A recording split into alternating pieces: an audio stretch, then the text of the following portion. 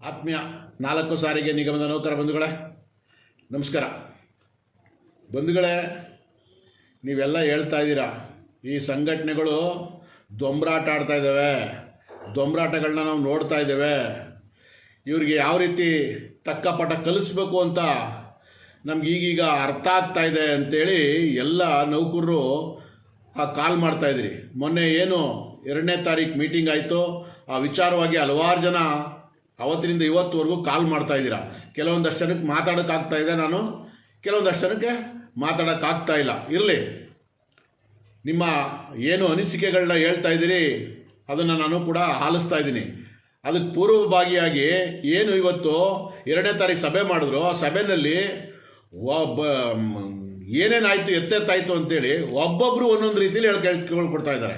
ಆ ಜಂಟಿ ಸಂಘಟನೆಯಲ್ಲಿ 1-2 ಬಣ ಒಂಥರ ಹೇಳಿಕೆ ಕೊಡುತ್ತೆ, ಒಂದು ಒಕ್ಕೂಟದ್ದು ಬಣ ಇನ್ನೊಂದು ಥರ ಹೇಳಿಕೆಗಳು ಕೊಡ್ತಾ ಇದ್ದಾರೆ. ಇವೆಲ್ಲ ಈ ರೀತಿ ಮಾಡ್ತಾ ಇರೋದ್ರಿಂದ ನೌಕರಿಗೆ ಸಾಕಷ್ಟು ತುಂಬ ನೋವಾಗ್ತಾ ಇದೆ. ನಾನು ಕೇಳ್ತಾ ಇರೋದು ಇಷ್ಟೇ, ಸಂಘಟನೆಗಳೇ, ಏನು ನೌಕರರ ಜೀವನದ ಜೊತೆ ಆಟ ಆಡ್ತಾ ಇದ್ದೀರಾ ನೀವು? ಏನು ಆಟ ಆಡ್ತಾ ಇದ್ದೀರಾ ನೀವು? ಈಗ ಕಟ್ಟ ಕಡೆಯ ಹೋರಾಟ 2ನೇ ತಾರೀಕೆ ಅಂತೇಳಿ ಕರೆ ಕೊಟ್ರಿ. ಆ 2ನೇ ತಾರೀಕೇನೆ ಮೀಟಿಂಗ್ ಫಿಕ್ಸ್ ಮಾಡಿದ್ರು. ಯಾಕೆ ಮಾಡಿದ್ರು? ಬೀಸೋದೊಣ್ಣೆ ತಪ್ಪಿಸ್ಕೋಬೇಕು ಆಡಳಿತ ಮಂಡಳಿ ಸರ್ಕಾರ, ಅದಕ್ಕೆ ಮಾಡ್ತು.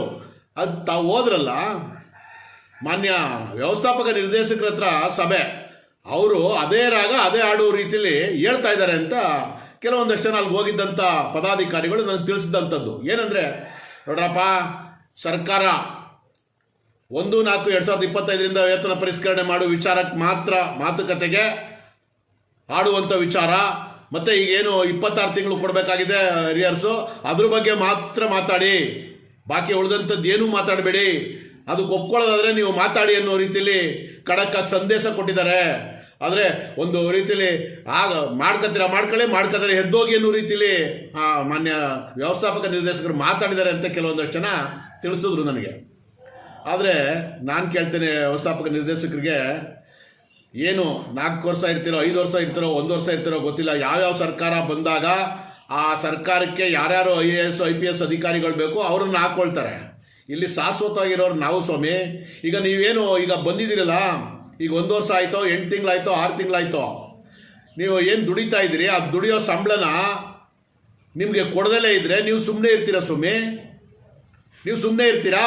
ಯಾವುದೇ IAS ಆಗಲಿ IPS ಆಗಲಿ ದುಡ್ದಂಥ ವೇತನನ ಕೊಟ್ಟಿಲ್ಲ ಅಂದರೆ ಯಾವುದೇ ಮಾಲೀಕರ ಹತ್ರ ನೀವು ಸುಮ್ಮನೆ ಕೆಲಸ ಮಾಡ್ತೀರಾ ಪುಕ್ಸಟ್ಟೆನಾ? ಅದನ್ನು ತಿಳಿಸಿ ಮೊದಲು. ಏನು ನಮಗೆ ಪುಕ್ಸಟ್ಟೆ ಕೊಡ್ತಾ ಇದ್ದೀರಾ ನೀವು? ನಮಗೆ ನಾವು ದುಡ್ದಂಥ ನೌಕರಿಗೆ ನೀವೇನು ಪುಕ್ಸಟ್ಟೆ ಕೊಡ್ತಾ ಇದ್ದೀರಾ ವೇತನನ?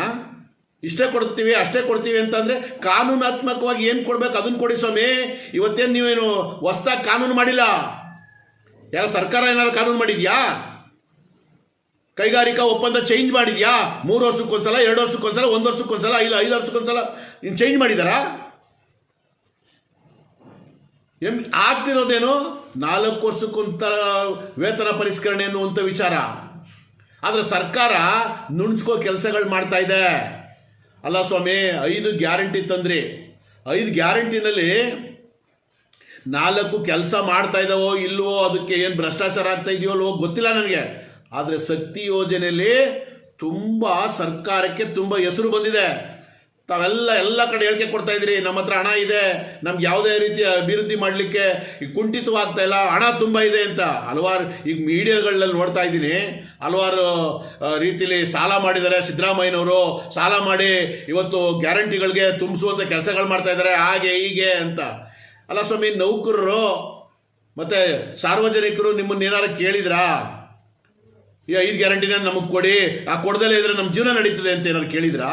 ಸನ್ಮಾನ್ಯ ಮುಖ್ಯಮಂತ್ರಿಗಳೇ, ಕಾಂಗ್ರೆಸ್ ಪಕ್ಷದ ಏನು ರಾಷ್ಟ್ರೀಯ ಪಕ್ಷದ ನಾಯಕರುಗಳೇ, ನಿಮ್ಮನ್ನೇನಾರು ಕೇಳಿದ್ರಾ? ಸನ್ಮಾನ್ಯ DK ಶಿವಕುಮಾರ್ ಅವರೇ, ನಿಮ್ಮನ್ನೇನಾರು ಕೇಳಿದ್ರಾ ಜನ? ನೀವು ಗ್ಯಾರಂಟಿನ ಜಾರಿ ಮಾಡಿದ್ರಿ. ಅದರಲ್ಲೂ ಶಕ್ತಿ ಯೋಜನೆಯಲ್ಲಿ ಹೊಟ್ಟೆಲ್ಲಿ ಕೆಲಸ ಮಾಡ್ತಾರಂಥ ಸಾರಿಗೆ ನೌಕರ್ರಿ, ಅವ್ರು ಹೊಟ್ಟೆ ತುಂಬ ಕೆಲಸ ಮಾಡಿರುವಂಥವ್ರಿಗೆ ಹೊಟ್ಟೆ ತುಂಬ ಊಟ ಕೊಡಿ. ಈಗ 4,000 5,000 ಕೋಟಿ ಕೊಡಬೇಕು ಅನ್ನುವಂಥದ್ದು ಅಂಕಿಅಂಶ ಎಲ್ಲ ಮಾಧ್ಯಮಗಳಲ್ಲಿ ಚರ್ಚೆ ಆಗ್ತಾ ಇದೆಯಲ್ಲ. ಮೊದಲು ನಮಗೆ ಕೊಡಿ, ನಮ್ಗೆ ಕೊಡಬೇಕಾದದನ್ನು ಆವಾಗ ಮ್ಯಾನೇಜ್ಮೆಂಟು ಸರ್ಕಾರಕ್ಕೆ ನಮ್ಮ ನೌಕರಿಗೆ ಏನು ಕೊಡ್ಬೇಕು ಅದನ್ನು ಕೊಡಲಿಕ್ಕೆ ತಯಾರಾಗುತ್ತೆ. ನೀವು ಪುಕ್ಸಟ್ಟೆನ ಕೊಟ್ಬಿಟ್ಟು ಇಲ್ಲಿ ಇಲ್ಲಿ ಲಾಭ ನಷ್ಟ ನೋಡಲ್ಲ ಅಂತ ಒಂದು ಕಡೆ ಸಾರಿಗೆ ಸಚಿವರು ಹೇಳ್ತಾರೆ, ಇಲ್ಲಿ ನಮಗೆ ಕೊಡಬೇಕಾದ ದುಡ್ಡನ್ನು ನೀವು ಕೊಡ್ತಾ ಇಲ್ಲ. ನೌಕರರು ಯಾರು ಕೇಳಿಲ್ಲ ಸ್ವಾಮಿ, ನೀವು ಶಕ್ತಿ ಯೋಜನೆ ಫ್ರೀಯಾಗಿ ಕೊಡಿ ಅಂತೇಳಿ. ಈಗ ಶಕ್ತಿ ಯೋಜನೆ ಕೊಟ್ಟಾದ್ಮೇಲೆ ಸಂಸ್ಥೆ ತುಂಬ ಚೆನ್ನಾಗಿ ನಡೀತಾ ಇದೆ. ಏನು ಚೆನ್ನಾಗಿ ನಡೀತಾ ಇದೆ? ನೌಕರದ ಹಣನ PF ಹಣನ ಯುಟಿಲೈಸ್ ಮಾಡ್ಕೊಂಡಿದ್ದೀರಿ. ಯಾರು ಹೇಳಿ ಕೇಳಿ ಮಾಡ್ಕೊಂಡಿದ್ದೀರಿ ಸ್ವಾಮಿ? ಸುಮಾರು 3-4 ಸಾವಿರ ಕೋಟಿನ ನೌಕರನ ಅಭಿಪ್ರಾಯ ಪಡೆದು ಏನೋ ತಗೊಂಡಿದ್ದೀರಾ PF ಹಣನ? ಭಾಳ ಘೋರ ಅನ್ಯಾಯ ಮಾಡ್ತಾ ಇದ್ದೀರಿ. ಅದನ್ನು ಬಿಟ್ಬಿಟ್ಟು ನಾವು ಈಗ ಇಲ್ಲ ಹಾಗೆ ಇಲ್ಲ, ನಿಮ್ಮ ಪ್ರಣಾಳಿಕೆ ಚುನಾವಣೆ ಏನಾಯ್ತು ಸ್ವಾಮಿ?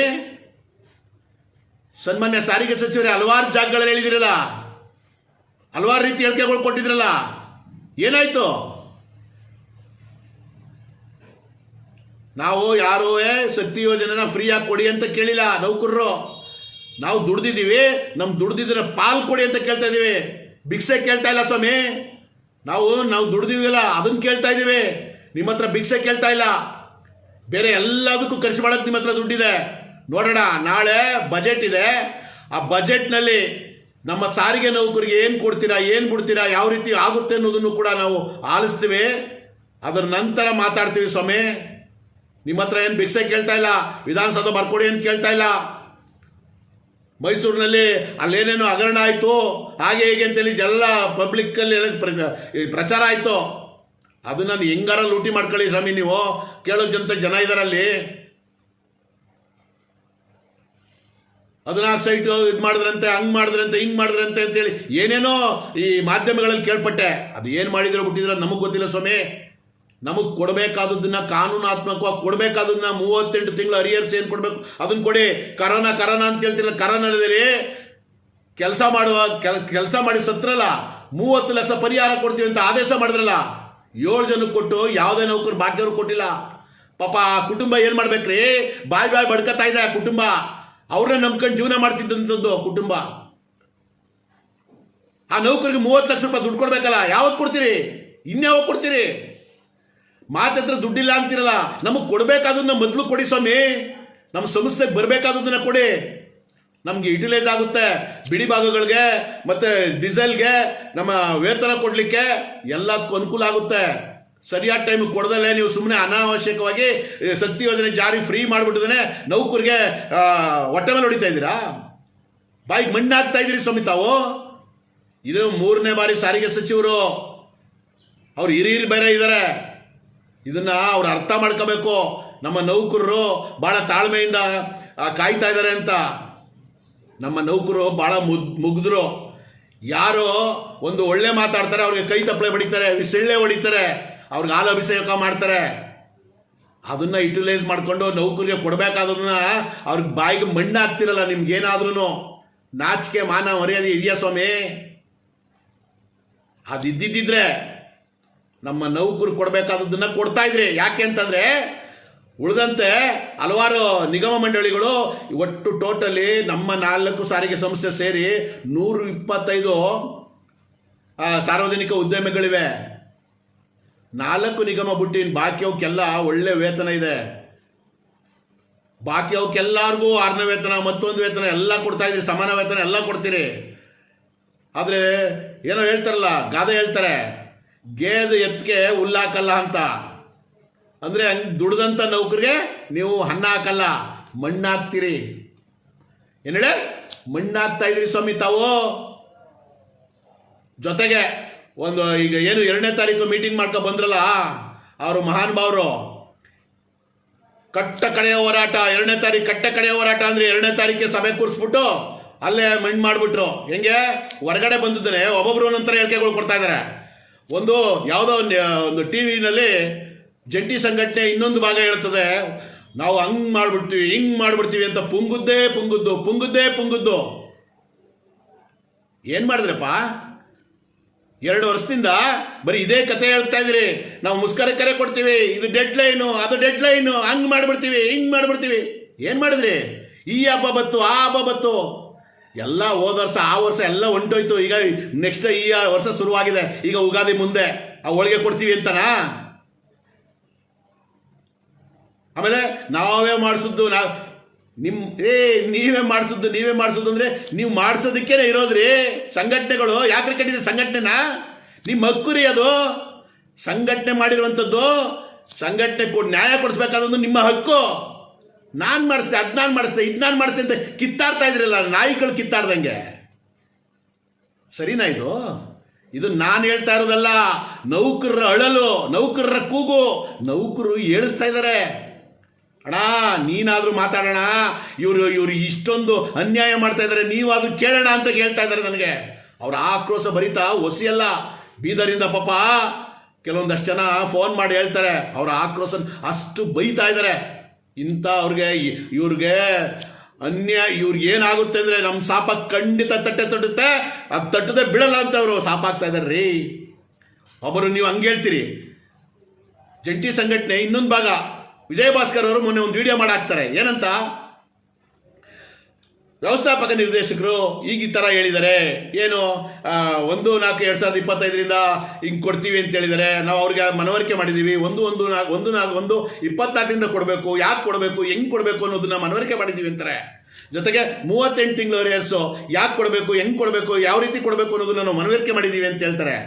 ಅದರಲ್ಲೂ ಹೇಳ್ತಾರೆ ಇನ್ನೊಂದು 2-3 ಮೀಟಿಂಗ್ ಆಗಲಿ, ಅಷ್ಟರೊಳಗಡೆ ಮಾಡಿಬಿಡ್ತೀವಿ. ಏನು ಜನರಿಗೆ ಹೂವು ಮುಡಿಸ್ತಾ ಇದ್ದೀರಾ? ಕಿವಿಗೆ ಹೂವು ಮುಡಿಸ್ತಿದ್ದೀರಾ ಸ್ವಾಮಿ? ಅಂದರೆ ಈ ವಿಡಿಯೋದಲ್ಲಿ ತಮಗೆ ನೀವು ಹೇಳ್ತಾ ಇರೋ ವಿಡಿಯೋದಲ್ಲಿ ನೋಡಿದ್ರೆ ನೌಕರರು ನಿಮ್ಮ ಒಳ ಒಪ್ಪಂದಗಳು ಭಾಳ ತುಂಬ ಚೆನ್ನಾಗಿ ನಡೀತಾ ಇದ್ದಾವೆ ಅನ್ನುವಂಥದ್ದು ಹೇಳ್ತಾ ಇದ್ದಾರೆ. ಈಗ ಆಲ್ರೆಡಿ ಇಲ್ಲಿ ತನಕ ಡೆಡ್ಲೈನ್ ಅನ್ಕೊ ಬಂದ್ಬಿಟ್ಟಿದ್ದಾನೆ.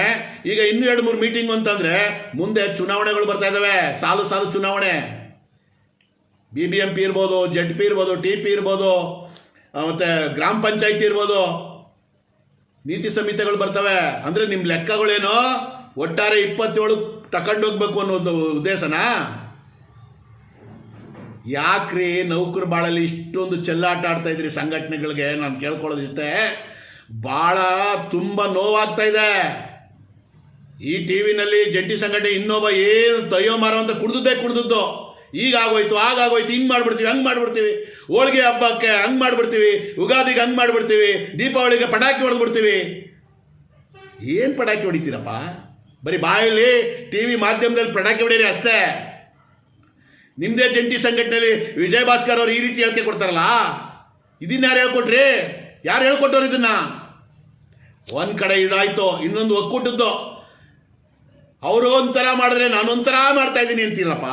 ಏನು ಮಾಡ್ತಾ ಇದೆಯಪ್ಪ ನೀನು? ಲೆಟ್ರ್ ಕೊಟ್ಟೆಡ್ಗೆ ಇಸ್ಕೊಂಡು ಅದೇ ಹೋಗಿ ಸೈನ್ ಮಾಡಿಬಿಟ್ಟು ರೈಟ್ ತಗೊಂಡೋಗ್ರಪ್ಪ ಮನೆಗೆ ಅಂತ ಕೊಡ್ತಾ ಇದ್ದಾರಾ? ಈಗಲಾರು ಅರಿವಾಗಿದೆ ಅಂತ ತಿಳ್ಕೊತೀನಿ ನಾನು. ಈಗ ಮೊನ್ನೆ ಕೂಡ ಹೇಳಿದ್ಯಾ, ಹೋರಾಟನೇ ದಾರಿ, ಅಂತ್ಯಕ್ಕೆ ನಾವು ಹೋರಾಟನೇ ಮಾಡಬೇಕು, ಹೋರಾಟ ಮಾಡ್ಕೊಂಡೇ ಪಡಿಬೇಕು, ಶುರು ಮಾಡ್ತೀನಿ ಅಂತ. ಎಷ್ಟು ದಿನದಿಂದ ಶುರು ಮಾಡ್ತಾ ಇದೆಯಪ್ಪ? 6-8 ವರ್ಷದಿಂದ ಶುರು ಮಾಡಿದ್ಯಾ ಹೋರಾಟನ. ಏನು ಪ್ರಯೋಜನ?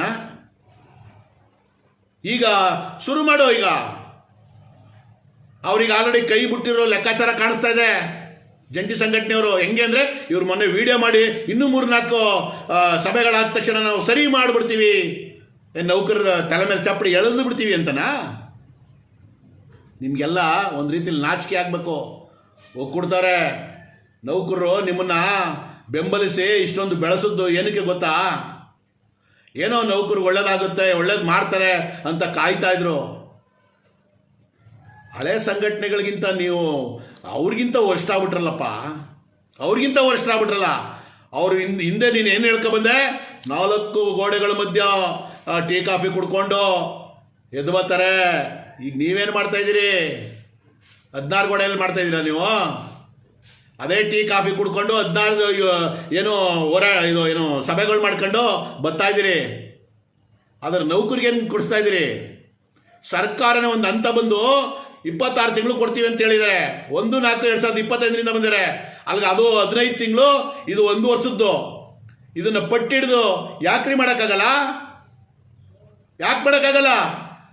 ಒಗ್ಗೂಡಿ ಯಾಕೆ ಆಗಲ್ಲ ನೋಡ್ತೀನಿ ನಾನು. ನೀವು ಒಗ್ಗೂಡುದಿಲ್ಲ, ಮಾಡೋದಿಲ್ಲ. ಈಗ ಮೊನ್ನೆ ಕೂಡ 2ನೇ ತಾರೀಕು ಒಟ್ಟಿಗೆ ಸಭೆ ಅಂತ ಹೇಳಿದ್ರು. ಆದರೆ ಅಲ್ಲೋಗಿ ನೋಡಿದ್ರೆ ಅವ್ರನ್ನೇ ಬೇರೆ ಇವ್ರನ್ನೇ ಬೇರೆ ಅಂತ ಕರೆದಿದ್ದಾರೆ. ಈಗ ನೀನು ಮೊನ್ನೆ ಹೇಳಿದೆ ವಿಡಿಯೋದಲ್ಲಿ, ಅವರು ನಮ್ಮ ಜೊತೆ ಮಾಡಲ್ಲ ಅಂತೆ, ಅದಕ್ಕೆ ಅವ್ರನ್ನೇ ಬೇರೆ ಸಪ್ರೇಟ್ ಕರೆದು ನಮ್ಮನ್ನೇ ಬೇರೆ ಸಪ್ರೇಟ್ ಕರೆದವ್ರೆ ಅಂತ ಹೇಳಿದ್ರಿ. ಅವರು ಇಲ್ಲ, ಅವರು ಇವರೇ ಹೇಳಿದ್ದಾರೆ, ಅದಕ್ಕೆ ಅವ್ರನ್ನ ಬೇರೆ ಸಪ್ರೇಟ್ ಕರೆದಿದ್ದಾರೆ ಅಂತ ಹೇಳ್ತಾರೆ. ಅವ್ರ ಮೇಲೆ ನೀವು, ನಿಮ್ಮ ಮೇಲೆ ಅವರು. ನೀನು ಎಲ್ಲ ಹೇಳ್ದಲ್ಲಪ್ಪ, ಸಾರಿಗೆ ಸಚಿವರು ಹೇಳಿದ್ರೆ ನನ್ನ ಫಸ್ಟ್ ಕರಿಬೇಕು ಅಂತ ನೀನೇ ಹೋಗಿ ಕೇಳ್ಕೊಂಡಂತಲ್ಲ. ಅದು ನಾನೆಲ್ಲ ಹೇಳ್ತಾ ಇರೋದು, ಅಲ್ಲಿ ಹೋಗಿರುವಂಥ ವಿಚಾರದಲ್ಲಿ ಹೇಳ್ತಾ ಇರೋರು. ಅದಕ್ಕೆ ನಿಂದೇ ಫಸ್ಟೇ ಸಭೆ ಆಯ್ತಂತಲ್ಲಪ್ಪ. ಸಭೆಯಾಗಿ ನೌಕರಿಗೆ ನ್ಯಾಯ ಕೊಡಿಸುವಂಥದ್ದು, ಒಟ್ಟಿಗೆ ಮಾಡಿ ಕೆಲಸ ಕೊಡ್ತಾರೆ, ನ್ಯಾಯ ಕೊಡಿಸ್ತಾರೆ ಅಂತ ನಾವು ಕಾಯ್ಕೊಂಡಿದ್ರೆ, ನೀವು ಇನ್ನೂ ಡಿವೈಡ್ ಆ್ಯಂಡ್ ರೂಲ್ ಮಾಡಿಕೊಂಡು ನೌಕರ ತಲೆ ಮೇಲೆ ಯಾವ್ಯಾವ ರೀತಿ ಎಳಿಬೇಕು, ಹೆಂಗೆ ಮಾಡಬೇಕು ಅಂತ ಎಳಿತಾ ಇದ್ದೀರಾ. ನಾನು ಯಾವುದೇ ಕಾರಣಕ್ಕೂ ಈ ವಿಚಾರದಲ್ಲಿ ರಾಜಿ ಆಗೋ ಪ್ರಶ್ನೆನೇ ಇಲ್ಲ. ಹಿಂದೆಲ್ಲ ಹೇಳಿದ್ದೀನಿ. ನೀವು ಈಗ ಈ ತಿಂಗಳು ಈಗ ಮುಂದೆ ನೀತಿ ಸಂಹಿತೆ ಬರುತ್ತೆ. ಇಷ್ಟರೊಳಗಡೆ ಎಲ್ಲ ನೀವೇನು ಮಾಡ್ತಿರೋ ಬಿಡ್ತಿರೋ ಅದನ್ನ ನಾನು ನೋಡ್ತಾ ಇರ್ತೀವಿ. ನೌಕರು ಆಲ್ರೆಡಿ ಏನೇನು ಹೇಳಬೇಕು, ಏನೇನು ಮಾಡಬೇಕೆಲ್ಲ ಮಾಡ್ತಾ ಇದ್ದಾರೆ. ನಾನು ಈಗ 7 ದಿನ ನಂತರ ನಾನು ಏನು ಮಾಡಬೇಕು ಅದನ್ನು ತೀರ್ಮಾನ ಮಾಡಿದ್ದೀನಿ. ರಾಜ್ಯಪಾಲರು ಕೊಟ್ಟಿರುವಂಥದ್ದು, ಸಭಾಪತಿಯವರು ಕೊಟ್ಟಿರುವಂಥದ್ದು, ಅವ್ರ ಉತ್ತರ ಬಂದಿಲ್ಲ ಅಂದರೆ ನಾನು ಏನು ಮಾಡಬೇಕು ಕಾನೂನಾತ್ಮಕವಾಗಿ ನಾನು ಮಾಡೇ ಮಾಡ್ತೀನಿ. ಆದರೆ ನಿಮ್ಮ ಮೇಲೆ ನೌಕರು ತುಂಬ ಭರವಸೆ ಇಟ್ಟಿದ್ರು. ಆದರೆ ಹಲವಾರು ಹೋರಾಟಗಳಿಗೆ ಸುಮ್ಮನೆ ಸಭೆ ಕರೆಯೋದು. ಅವತ್ತು ಹಿಂದೆ 19ನೇ ತಾರೀಕು ಸಭೆ ಕರೆದಾಗ ಮೊದಲೇ ಗೊತ್ತಾಗಿತ್ತು ಇವ್ರಿಗೆ ಎಲ್ಲ ಅಂತ ಹೇಳಿ ಸುಮಾರು ಅಲ್ಲೋಲ ಕಲ್ಲೋಲ ಆಗಿದೆ. ಅವತ್ತು ಸುಮ್ಮನೆ ಗಲಾಟೆ ಮಾಡಿದ್ದಾರೆ 19ನೇ ತಾರೀಕು ಎಲ್ಲಿ ಫ್ರೀಡಮ್ ಪಾರ್ಕಲ್ಲಿ. ಯಾಕೆ? MD ಬಂದು ಹೋದ್ಮೇಲೆ MD ಏನು ಹೇಳಿದ್ರು ಅದನ್ನ ನೋಡ್ಕೊಂಡು ಒಪ್ಪಲಿಲ್ಲ ಅವ್ರು ಹೇಳಿದ ಮಾತನ್ನ. ಯಾಕೆ? ನಮ್ಗೆ ಕೊಡಬೇಕಾದದ್ದು ನ್ಯಾಯಯುತವಾಗಿ ಕೊಡಬೇಕಾದದ್ದು ಕೊಡಿ ಸ್ವಾಮಿ, ಪುಕ್ಸಟ್ಟೆ ಕೊಡಬೇಡಿ ನೀವು ಅಂತ ನೌಕರು ರೊಚ್ಚಿಗೆದ್ರು. ನೀವೇನು ಮಾಡಿದ್ರಿ? 2ನೇ ತಾರೀಕಿಗೆ ನಾವು ಡೆಡ್ಲೈನ್ ಕೊಡ್ತೀವಿ ಅಂತಂದ್ರಿ. ಅದೇ 2ನೇ ತಾರೀಕೆ ಮೀಟಿಂಗ್ ಫಿಕ್ಸ್ ಮಾಡಿಬಿಟ್ರು. ಅಂದರೆ ಅವರು ನಿಮ್ಮನ್ನು ಯಾವ ರೀತಿ ಮಣಿಸ್ಬೇಕು ಅಂತ ಅವ್ರು ಕೆಲಸ ಮಾಡ್ತಾ ಇದ್ದಾರೆ. ಆದರೆ ನೀವು ಯಾವ ರೀತಿ ನಾವು ಪಡ್ಕೋಬೇಕು, ನೌಕರಿಗೆ ಯಾವ ರೀತಿ ನ್ಯಾಯ ಕೊಡಿಸ್ಬೇಕು ಅಂತ ನೀವು ಹೋರಾಟ ಮಾಡ್ತಾ ಇಲ್ಲ. ಅವನ ಮೇಲೆ ನೀವು, ಇವನ ಮೇಲೆ ಅವನು, ಎತ್ತು ಏರಿಗೆ ಕೋಣ ನೀರಿಗೆ ಅಂತ ಮಾಡಿ ನೌಕರರು ಬಾಯಿ ಮಣ್ಣಾಗ್ತಾ ಇದ್ರಲ್ಲ. ನಿಮ್ಗೆ ಯಾವ ರೀತಿ ಹೇಳ್ಬೇಕು ನೌಕರರು ಅರ್ಥ ಆಗ್ತಾ ಇಲ್ಲ. ಈ ಸರ್ಕಾರಕ್ಕೆ ಶಕ್ತಿ ಯೋಜನೆನ ನಾವು ಫ್ರೀಯಾಗಿ ಕೊಡಿ ಅಂತ ನಾವು ಕೇಳಿಲ್ಲ ಸ್ವಾಮಿ. ನಮ್ಮ ಊಟನ ನಮಗೆ ಕೊಡಿ, ನಮ್ಗೆ ಹೊಟ್ಟೆ ಹಸು ಇದೆ, ನಮ್ಗೆ ಊಟ ಕೊಡಿ ಸ್ವಾಮಿ. ಬೆಲೆ ಗಗನಕ್ಕೆ ಹೋಗ್ತಿದೆ ದಿನೇ ದಿನೇ. ನೀವು ಹಲವಾರು ಸಾವಿರಾರು ಕೋಟಿ ಸಾಲಗಳು ಮಾಡಿಕೊಂಡು ಆದರೆ ಕೊಡಬೇಕಾದನ್ನ ಕೊಡ್ತಾ ಇಲ್ಲ. ಇನ್ನೂ ಒಂದು ಮುಖ್ಯವಾಗಿ ನಮ್ಮ ನೌಕರು ನೆನ್ನೆ ಹೇಳಿದಂಥದ್ದು ನೋವು ಏನಂದರೆ, ಈ ಕರೋನಾ ಒಳಗಡೆ ಬಾರ್ ಡ್ಯೂಟಿನಲ್ಲಿ ಹಲವಾರು ರೀತಿಯಲ್ಲಿ ಓಟಿಗಳು ಕೊಡ್ತಿದ್ರು. ಆ ಓಟಿಗಳೆಲ್ಲ ಕಟ್ ಮಾಡಿದ್ರು. ಅವತ್ತಿನಿಂದ ಇವತ್ತುವರೆಗೂ ಓಟಿಗಳು ಕೊಡ್ತಾ ಇಲ್ಲ. 5 ಅವರ್ ಓಟಿ ಇತ್ತು ನಮ್ಗೆ, ಅವೆಲ್ಲ ಕಟ್ ಮಾಡಿದ್ದಾರೆ. ಅರ್ಧ ಗಂಟೆ, ಮುಕ್ಕಾಲು ಗಂಟೆ, ಕಾಲು ಗಂಟೆ ಈ ರೀತಿ ಮಾಡಿದ್ದಾರೆ. ಅನ್ಯಾಯ ಮಾಡ್ತಾ ಇದ್ದಾರೆ. 1000 ಕಿಲೋಮೀಟರ್, 1300 ಕಿಲೋಮೀಟರ್ ಓಡಿಸ್ತಾ ಇದೀವಿ ನಾವು. ನಮ್ಮ ಕಣ್ಣೀರನ್ನ ನಾವು ಯಾರಿಗೆ ಹೇಳ್ಕೊಳ್ಳೋ ಸ್ವಾಮಿ?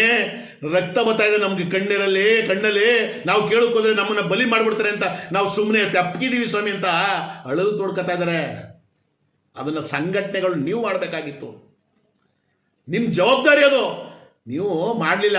ಕರೋನಾ ಒಳಗಡೆ ಇನ್ನೊಂದು ಮುಖ್ಯವಾಗಿ ನಮ್ಗೆ ಹಂಗೆ ಕೊಟ್ಬಿಟ್ಟು ಹಿಂಗೆ ಕೊಟ್ಬಿಟ್ಟು ಸರ್ಕಾರಗಳು ಆ ರೀತಿ ವೇತನ ಕೊಟ್ಬಿಟ್ಟು ಪುಕ್ಸಾಟೆ ಕೊಟ್ರಾ? ನಮ್ಮ ಸಂಬಳ ಕೊಡಬೇಕಾದ್ರೆ ನಮಗೆ ನಮ್ಮ ರಜಾ ಕಡ್ತ ಮಾಡ್ಕೊಂಡು ನಮಗೆ ದುಡ್ಡು ಕೊಟ್ಟಿದ್ರಿ ಸ್ವಾಮಿ. ಅದನ್ನ ಇಡೀ ನೀವ್ಯಾರು? ಆ ಟೈಮ್ನಲ್ಲಿ ಬೇರೆ ಬೇರೆ ಇಲಾಖೆಗಳಿಗೆ ಕೇಂದ್ರ ಸರ್ಕಾರದಿಂದ ಏನು ಇದಾಗಿತ್ತು, ಅದಕ್ಕೆ ಹಲವಾರು ರೀತಿಯಲ್ಲಿ ರಾಜ್ಯ ಸರ್ಕಾರ, ಕೇಂದ್ರ ಸರ್ಕಾರ ಸೇರಿ ವೇತನಗಳು ಕೊಟ್ಟಿದೆ. ಆದರೆ ನಮ್ಮ ಸಾರಿಗೆ ನೌಕರಿಗೆ ನಮ್ಮ ರಜೆಗಳನ್ನ ಕಡಿತ ಮಾಡಿ ನಮ್ಗೆ ವೇತನ ಕೊಟ್ಟಿರುವಂಥದ್ದು. ಅಂಥದ್ರಲ್ಲಿ ಮೃತರಾಗಿರೋರಿಗೆ ಆ ಕರೋನಾ ಒಳಗಡೆ ಇನ್ನೂ 106 ಜನ ಇದ್ದಾರೆ ರೀ. 30 ಲಕ್ಷ ಕೊಡಬೇಕು ಆ ಕುಟುಂಬ. ಇವತ್ತು ಕಣ್ಣೀರು ಆಗ್ತದೆ. ಹಲವಾರು ಜನ ನನಗೆ ಫೋನ್ ಮಾಡಿ ಹೇಳ್ಕತ್ತಾರೆ, ಏನು ಮಾಡಿದ್ರಿ? ಆದೇಶಗಳು ಕೊಡೋದಕ್ಕೆ ಮಾತ್ರ ಎಲ್ಲ ರೀತಿ ಆದೇಶಗಳು ಇರ್ತವೆ.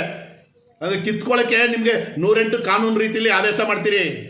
ಕೊಡೋದಕ್ಕೆ ಕಾನೂನು ಇದ್ರೂ ಅದನ್ನು ಕೊಡೋಕ್ಕೆ ನಿಮ್ಮ ಕೈಲಿ ಆಗಲ್ಲ. ಕೊಡೋಕ್ಕಾಗ್ದಲ್ಲ ಇದ್ರೆ ರಾಜೀನಾಮೆ ಕೊಟ್ಬಿಟ್ಟು ಮನೆಗೆ ಹೋಗ್ರಿ. ನನಗೆ ಆ ಸೀಟ್ ಬೇಕು, ಈ ಸೀಟ್ ಬೇಕು ಅಂತ ಈ ಕಾಂಗ್ರೆಸ್ ಪಕ್ಷ ಕಿತ್ತಾಡ್ತಾ ಇದ್ದೀರಲ್ಲ, ನನಗೆ ಸಿ ಎಂ ಸ್ಥಾನ ಅಂತ. ನಿಮ್ಮ ಕೈಲಿ ಮಾಡೋಕ್ಕಾಗ್ದಲ್ಲ ಅಂದರೆ ಬಿಟ್ಟೋಗ್ರಿ. ಬರ್ತಾರೆ ಯಾರು ಒಂದು ಒಳ್ಳೇದು ಮಾಡೋಕ್ಕಾದ್ರೂ ಯಾರು ಒಬ್ರು ಉಟ್ಕೋತಾರೆ. ಹಿಂದೆ BJP ಸರ್ಕಾರ ಹಲವಾರು ರೀತಿಯಲ್ಲಿ ನೌಕರಿಗೆ ಚಡಿ ಕೊಟ್ಟು ಭಾಳ ಅನ್ಯಾಯ ಮಾಡೋಯ್ತು. ಅದಕ್ಕೆ ಅವರು ಅನುಭವಿಸ್ತಿದ್ರು.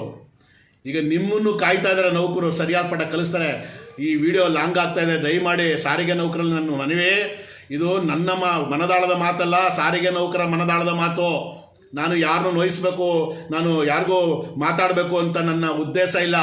ಈ ಸರ್ಕಾರಕ್ಕೆ, ಈ ಸಂಘಟನೆಗಳಿಗೆ ಏನಾದ್ರೂ ಅನ್ನ ತಿಂತಾ ಇದ್ದೀವಿ ಅನ್ನೋದೇನಾದ್ರು ಮನಸ್ಥಿತಿಯಲ್ಲಿ ಅವ್ರಿಗಿದ್ರೆ, ಮಾನವೀಯತೆ ಅನ್ನೋದು ಇದ್ರೆ ನಮ್ಮ ನೌಕರಿಗೆ ನ್ಯಾಯ ಕೊಡಿಸ್ತಾರೆ ಈ ಸಂಘಟನೆಗಳು. ಸರ್ಕಾರನೂ ಕೂಡ ನ್ಯಾಯ ಕೊಡುತ್ತೆ. ಇಲ್ಲ, ಅವ್ರಿಗೆ ಮಾನವೀಯತೆ ಇಲ್ಲ, ಅನ್ನ ಅವ್ರು ತಿಂತಾ ಇಲ್ಲ ಅಂದರೆ ನಮಗೆ ಅವರು ನ್ಯಾಯ ಕೊಡಲ್ಲ. ನಾವು ಹೆಂಗೆ ನ್ಯಾಯ ಪಡ್ಕೋಬೇಕು ಅನ್ನೋದು ನಮಗೆ ಗೊತ್ತಿದೆ. ಇವ್ರು ಯಾರೂ ಮಾಡಿಲ್ಲ ಅಂದರೆ ನಾನು ನೇತೃತ್ವ ವಹಿಸಿ ಏನು ಮಾಡಬೇಕು ಅಂತ ನಾನು ತೀರ್ಮಾನ ಮಾಡ್ತಾ ಇದ್ದೀನಿ. ಅದಕ್ಕೆ ನೌಕರರೆಲ್ಲ ಸಿದ್ಧತೆ ಆಗ್ತಾ ಇದೆ. ಮುಂದಿನ ದಿನದಲ್ಲಿ ಆ ಪಾಠ ಕಲಿಸ್ತೀನಿ. ನೌಕರರೇ, ಈ ವಿಚಾರ ಯಾರನ್ನೂ ನೋಯಿಸ್ಬೇಕು ಅನ್ನೋಂಥ ವಿಚಾರ ಇಲ್ಲ, ಯಾರಿಗೂ ನಾನು ಬಯಸ್ಬೇಕು ಅನ್ನೋದು ವಿಚಾರ ಇಲ್ಲ. ನನ್ನ ನೋವಿನ ಅಂತರಾಳದ ಮಾತನ್ನು ಆಡಿದ್ದೀನಿ ಕೂಡ. ಯಾಕೆ ಅಂತಂದರೆ ನನಗೂ ಕೂಡ ನಾನು ವಜಾಗಿ ಇಷ್ಟೊಂದು ಅನ್ಯಾಯಕ್ಕೆ ಒಳಗಾಗಿ ನಂದು ಇದು ಮಾಡಿದ್ರು ಕೂಡ ನಾನು ಇನ್ನೂ ಹೋರಾಟ ಮಾಡ್ತಾ ಇದ್ದೀನಿ. ಅಂದರೆ ನೌಕರಿಗೆ ಅನ್ಯಾಯ ಆದರೆ ನಾನು ಸಹಿಸೋನಲ್ಲ, ನಾನು ಹೋರಾಟ ಮಾಡೋನೆ. ಆಮೇಲೆ ಜೊತೆಗೆ ನನ್ನ ಹೆಸರು ಆನಂದ್ ಅಂತ. ಯಾಕೆಂದರೆ ಕೆಲವೊಂದಷ್ಟು ಜನ ಟೋಪಿ ಹಾಕೊಂಡಿರೋದ್ರಿಂದ ಗೊತ್ತಾಗ್ತಾ ಇಲ್ಲ ಅಂತ ಹೇಳ್ತಾ ಇದ್ದಾರೆ. ನಮ್ಮ ತಾಯಿ ತೀರೋಗಿರೋದ್ರಿಂದ ನಾನು ಬುಂಡೆ ಮಾಡಿಸಿದ್ದೀನಿ, ಅದಕ್ಕಾಗಿ ನಾನು ಈ ಟೋಪಿ ಹಾಕಿದ್ದೀನಿ. ಗೊತ್ತಿಲ್ಲ ಅಂದಿರೋರ್ಗೂ ಗೊತ್ತಾಗಲಿ. ಆನಂದ BMTC ಅಂತ ಕೆಲವೊಂದಷ್ಟು ಜನಕ್ಕೆ ಗೊತ್ತಾಗಲಿ. ಈ ವಿಡಿಯೋನ ದಯಮಾಡಿ ಸರಿ ಇದ್ದರೆ ಎಲ್ಲರಿಗೂ ಶೇರ್ ಮಾಡಿ, ಇಲ್ಲ ಅಂದರೆ ಇದನ್ನು ಡಿಲೀಟ್ ಮಾಡಿ ಅಂತೇಳಿ ನನ್ನ ಮಾತು ಮುಗಿಸ್ತೀನಿ ಸ್ನೇಹಿತರೆ. ನಮಸ್ಕಾರ. ಜೈ ಹಿಂದ್, ಜೈ ಕರ್ನಾಟಕ ಮಾತೆ.